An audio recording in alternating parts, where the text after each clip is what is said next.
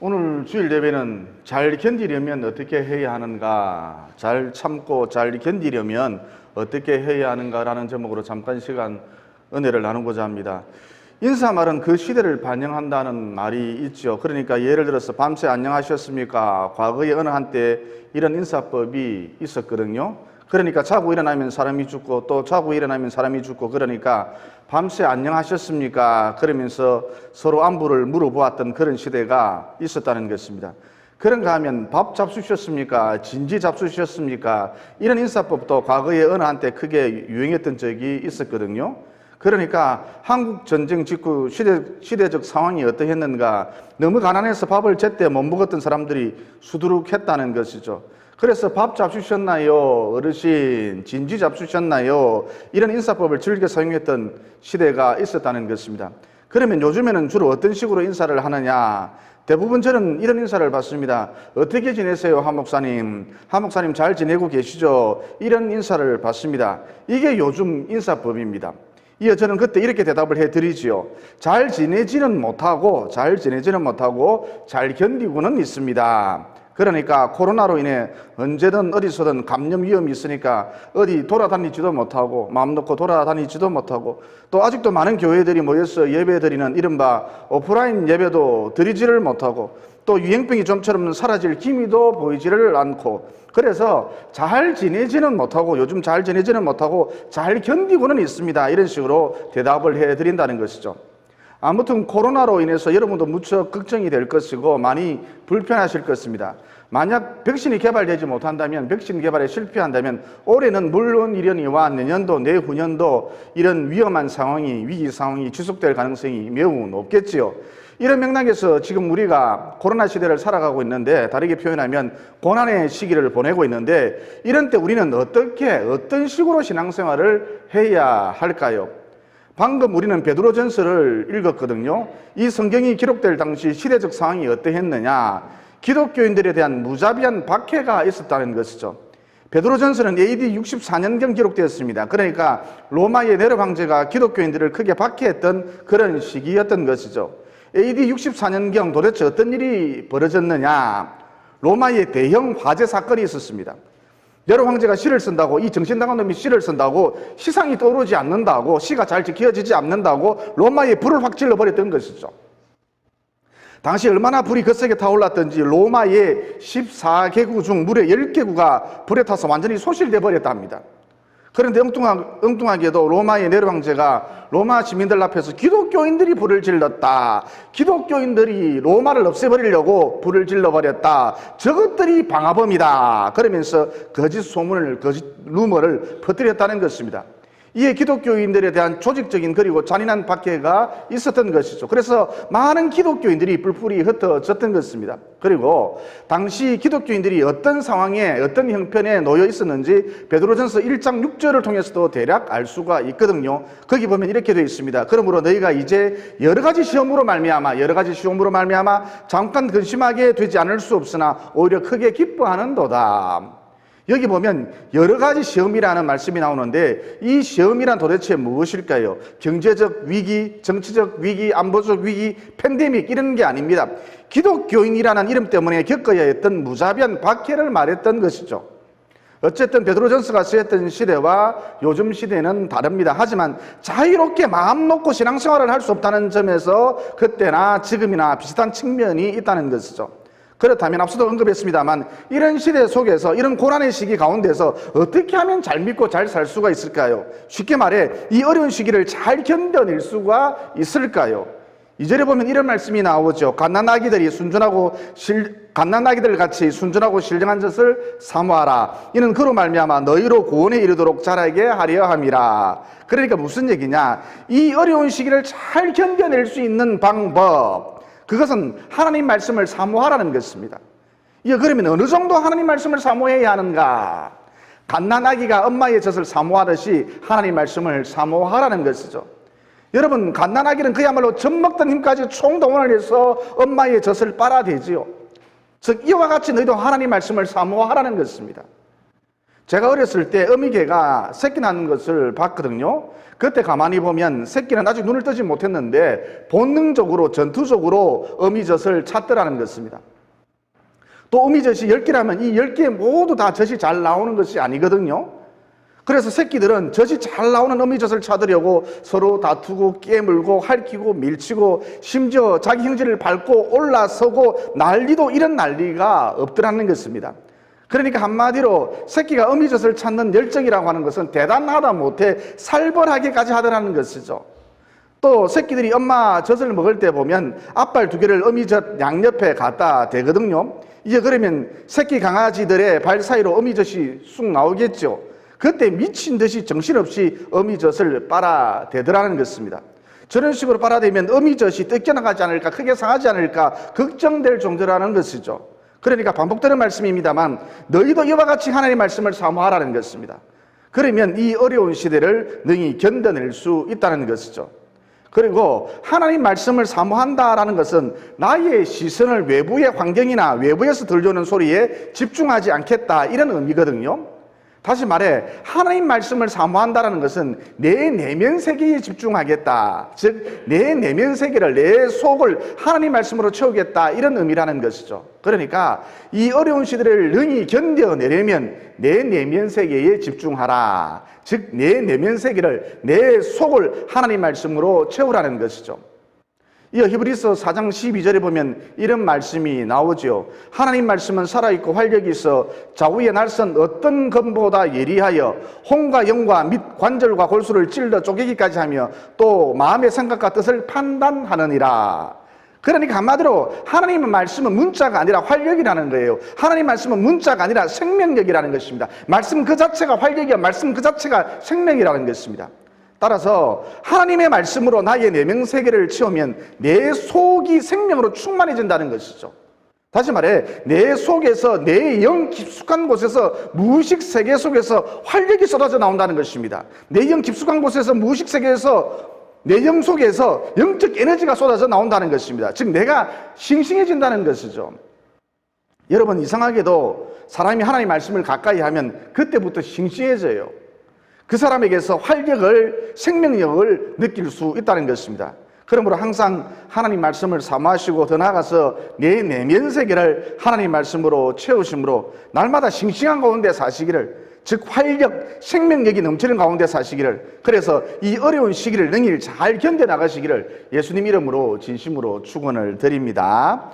그 다음 4절로 5절에 보면 이런 말씀이 나오죠. 사람에게는 버림받았으나 하나님께는 택하심을 입은 보배로운 산돌이신 예수께 나아가 너희도 산돌같이 신령한 집으로 세워지고 예수 그리스도로 말미암아 하나님이 기쁘게 받으실 신령한 제사를 드릴 거룩한 제사장이 될지니라. 여러분 이 말씀이 무슨 말씀이냐? 간단하게 말해, 쉽게 말해, 추하게해서 말해서 이 어려운 시대를 잘 견뎌낼 수 있는 방법, 그것은 한마디로 예수님께 바짝 붙어 있어야 한다는 것입니다. 그리고 이렇게 예수님께 바짝 붙어 있으면 이 어려운 시기를, 이 어려운 시절을 능히 잘 견뎌낼 수 있을 뿐만 아니라 내 삶 속에 저절로 자동적으로 풍성한 열매가 맺히기 시작한다는 것이죠. 예를 들어서 요한복음 15장 4절로 5절에 보면 이런 말씀이 나오거든요. 내 안에 가라, 나도 너희 안에 가리라. 포도나무에 붙어 있지 아니하면 스스로 열매를 맺을 수 없음같이 너희도 내 안에 있지 아니하면 그러하리라. 나는 포도나무요 너희는 가지라. 그가 내 안에, 내가 그 안에 가면 사람이 열매를 많이 맺나니 나를 떠나서는 너희가 아무것도 할 수 없음이라. 그러니까 방금 전 말씀드렸습니다만 예수님께 바짝 붙어 있어야 한다. 이 어려운 시절일수록 예수님께 바짝 붙어 있어야 한다. 그러면 잘 버틸 수 있다, 잘 견뎌낼 수 있다 뿐만 아니라 내 삶 속에 예수님께 잘 붙어 있기만 하면 내 삶 속에 저절로 풍성한 열매가 맺히기 시작한다는 것입니다. 제가 어느 날 나는 참 능력이 없구나, 나는 참 재주가 없구나, 나는 참 볼품이 없구나, 나는 참 할 줄 아는 게 없구나, 이렇게 한참을 고민을 하고 있었죠. 내를 생각해 보니까 참 한심하더라고요. 한참을 고민을 하고 있었죠. 그러던 중 어느 날 꿈을 꾸는데 어떤 큰 손이 나타나서는 성경책을 펼치시더니 큰 손가락으로 포도나무 비유가 기록되어져 있는 요한복음 15장을 가리키는 거예요. 그러니까 뭐예요? 네가 1000가지를 가지고 고민을 하고 있구나. 네가 10,000가지를 가지고 고민을 하고 있구나. 그런데 그 해답은 하나라는 것입니다. 1000가지, 10,000가지 고민의 해답은 하나라는 것입니다. 즉 예수님께 바짝 붙어 있기만 하면 된다는 것이죠. 이렇게 예수님께 바짝 붙어 있으면 능히 견뎌낼 수 있을 뿐만 아니라 내 삶 속에 저절로 자동적으로 풍성한 열매가 맺히기 시작한다는 것입니다. 다시 말해 여러분, 형편이 좋지 못합니까? 자녀가 지독하게 말을 듣지 않습니까? 또 돈이 없습니까? 되는 일이 하나도 없습니까? 건강이 따라주지 않습니까? 환경, 형편, 여건이 받쳐주지 않습니까? 그러나 그렇다 할지라도 그럼에도 불구하고 내가 예수님께 바짝 붙어 있기만 하면 앞서도 말씀드렸습니다만 능히 견뎌낼 수 있을 뿐만 아니라 이 어려운 시대를 살아감에 있어서 능히 버텨낼 수 있을 뿐만 아니라 내 삶 속에 저절로 자동적으로 풍성한 열매가 맺히기 시작한다는 것이죠. 예를 들어서 우리 교회도 한번 보십시오. 돈이 있습니까? 빽이 있습니까? 권력이 있습니까? 힘이 있습니까? 재주가 있습니까? 또 사람들이 많이 모여드는 대형 교회도 아니잖아요. 그런데 이렇게 보기 좋은 성전을 지어 올렸지 않습니까? 그러면 왜 어째서 우리가 이런 영광을 보게 되었는가? 주일이면 어김없이 주일 성수하고 예배당에 나와서 예배드리고 꾸준히 성경 필사하고 또 출근하기 전에 잠자리에 들기 전에 한 절이라도 말씀을 보고 기도하고 이렇게 우리 포로나무교회 식구들이 예수님께 바짝 붙어 있었기 때문이라는 것이죠. 이유는 이거 하나뿐입니다. 그러므로 항상 우리 주님께 바짝 붙어 있어서 이 어려운 시대를 잘 견뎌 나가시고 더 나아가서 지금 내 형편이 아무리 척박하다 할지라도 점점 시간이 흐르면서 풍성한 열매가 맺히는 승리의 그날, 영광의 그날을 반드시 보게 되시기를 예수님 이름으로 진심으로 축원을 드립니다. 그 다음 9절에 보면 이런 말씀이 나오지요. 그러나 너희는 택하신 족속이요 왕같은 제사장들이요 거룩한 나라요 그의 소유가 된 백성이니 이는 너희를 어두운 데서 불러내어 그의 기이한 빛에 들어가게 하신 이의 아름다운 덕을 선포하게 하려 하심이라. 그러니까 이 어려운 시기를 잘 극복해 나가는 방법, 잘 버티는 방법, 내가 누구인지 정확하게 알고 있으라는 거예요. 여러분, 내가 도대체 누구입니까? 내가 도대체 누구입니까? 택하신 족속입니다. 내가 누구입니까? 왕같은 제사장들입니다. 내가 누구입니까? 거룩한 나라입니다. 한 개인이 아닙니다. 거룩한 나라입니다. 나는 나라입니다. 내가 누구입니까? 그의 소유된 백성이라는 것이죠. 그러면 어떻게 해서 내가 이런 존귀한 자가 될 수 있었느냐? 그것은 전적으로 예수님 덕분이라는 것입니다. 즉 우리 예수님께서 십자가에 달려 죽으시고 3일 만에 부활하심으로 나를 구원해 주셨기 때문이라는 것이죠. 그러니까 간단하게 말해 어느 누구든지 이런 예수님을 믿기만 하면, 어느 누구든지 이런 예수님을 영접하기만 하면 택하신 족속이요 왕같은 제사장들이요 거룩한 나라요 그의 소유가 된 백성이 될 수 있다는 것입니다. 한마디로 존귀한 자가 될 수 있다는 것이죠. 예수님만 받아들이면 됩니다. 하루아침에 거룩한 나라가 됩니다. 한 개인이 거룩한 나라가 됩니다. 한 개인이 왕같은 제사장이 됩니다. 한 개인이 그의 소유가 된 백성이 될 수 있다는 것입니다. 어쨌든 앞서 밝힌 대로 나는 존귀한 자다. 내가 누구냐? 나는 존귀한 자다. 이런 자기 정체성이 분명할 때에 잘 참을 수 있고 잘 견뎌낼 수 있다는 것이죠. 반대로 자기를 대수롭지 않게 여기면, 나를 하찮게 여기면 작은 어려움임에도 불구하고 도무지 견뎌내지를 못한다는 것입니다. 참을성이 없다는 것이죠. 전에 이런 일이 있었습니다. 노숙인 한 분이 저를 쳐다봤는데 10,000원만 달라는 거예요. 요즘에는 기본이 10,000원인가 봐요. 10,000원만 달라는 거예요. 그래서 제가 그랬죠. 아저씨 그러지 말고 이 건물이 총 5층이니까 1층부터 5층까지 대충이라도 좋으니까, 설렁설렁해도 좋으니까 쓸고 닦고 청소를 좀 해주십시오. 저기 화장실에 가면 원하는 도구들이 다 있습니다. 그리고 아저씨가 만약 청소를 해주신다면 50,000원을 드리겠습니다.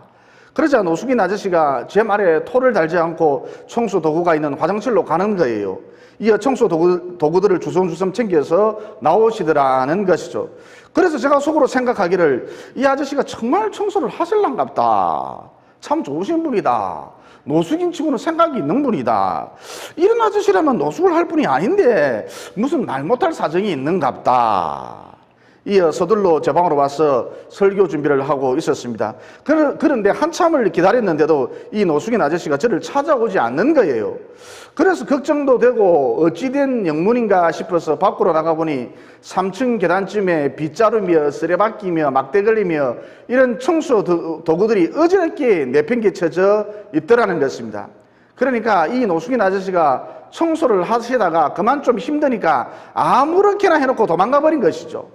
따라서 여기서 알 수 있는 것이 무엇입니까? 나는 존귀한 자다, 이런 정체성이 없으면, 즉 나는 노숙인이 불과해, 나는 못난 사람이야, 나는 그렇고 그런 사람이야, 나는 빌어먹고 사는 사람이야, 이런 생각 가운데, 이런 거지의식 가운데에 나는 존귀한 자다, 이런 정체성이 없으면 도무지 참지를 못한다, 견뎌내지를 못한다는 것입니다.